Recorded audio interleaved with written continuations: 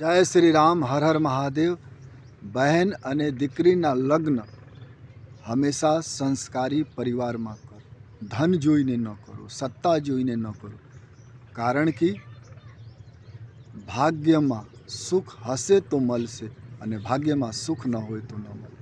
ઘણા લોકો ધન જોઈને લગ્ન કરે પછી પછતાવે. કોઈ ગરીબ માણસ હોય, એના ઘરમાં દીકરી હોય, બહેન હોય તો લોકો એહસાન બહુ કરે, પછી દબાણ કરે. મારા ભાઈ સાથે, મારા દીકરા સાથે લગ્ન કરો તમારા દીકરીની. અને ભાઈ શરાબી હોય, ગલત હોય, દીકરા ગલત હોય. ઘણા લોકો વિદેશમાં દીકરી આપે છે પૈસા જોઈને. વિદેશમાં બહુ સુખ હોય, પણ ત્યાં દીકરી જાવે પછી નોકરી કરે, ગુલામી કરે, એને પરેશાન કરે, લોકો ટર્ચર કરે.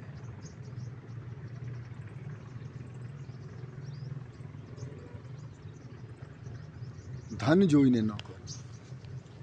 પહેલેના સમયમાં રાજાઓ દુશ્મન રાજાને પોતાની દીકરી આપી દીધા. દીકરી કેટલો દુઃખી રહેતી હોય, દુશ્મન ઘરમાં જ આવે તો આનંદિત તો ન હોય ને, પણ આપી દેતા. ઘણા લોકો પૈસા લઈને દીકરી આપે છે, એ ન કરતા. આવા પાપ નહીં કરતા. એક શબ્દ છે સનાતન ધર્મમાં, કન્યાદાન. દાન કોને કરાય? કોઈ સજ્જન પુરુષ, કોઈ મહાન હોય એને દાન કરાય. બધાને દાન કરો ને તો ધર્મ કમજોર પડે. એવી રીતે દીકરી સારા ઘરમાં આપો, સંસ્કારી ઘરમાં આપો તો સુખી રહે. અને કદાચ પૈસા ખતમ પણ થઈ જાય તો જીવન આનંદમાં વીતે. રામજી રાજા હતા અને સીતાજી રાજકુમારી હતી.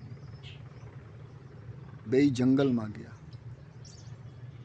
રાજપાટથી મેક્સિમમ ટાઈમ સીતાજી દૂર હતા અને રામજી દૂર હતા, તો પણ આનંદમાં હતા. સંસ્કારી પરિવાર હોય અને સંસ્કારી છોકરા હોય તો એ દુઃખમાં પણ સુખ શોધી લે. અને શરાબી હોય, વ્યસની હોય, ગલત કર્મ કરતા હોય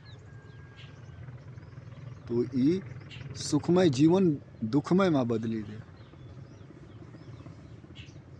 સંસ્કાર જોઈને કરો. પણ આજકાલ લોકો સંસ્કાર નથી જોતા, ધન જુએ. ઘણા લોકો વેચે, એ ન કરો. ઘણા લોકો હોય ને દબાણ કરે. સંતો આજકાલ લગ્ન કરાવે છે, કરાવો ઠીક છે, પણ દબાણ ન કરો.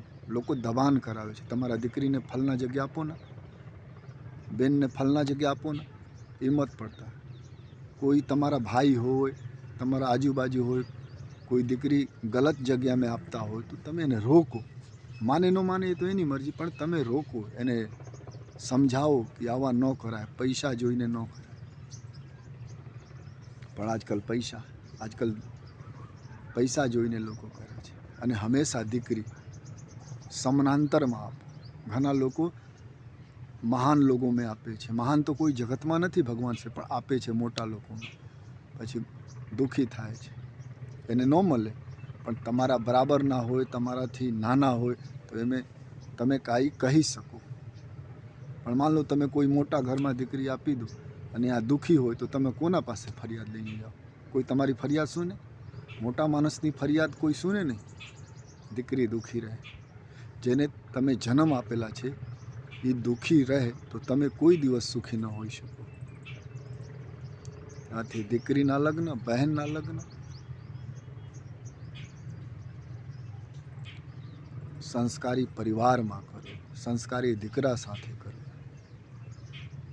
સત્તા જોઈને ન કરો, ધન જોઈને ન કરો. કારણ ભાગ્યમાં સુખ હશે તો મળશે, અદરવાઇઝ ન મળે.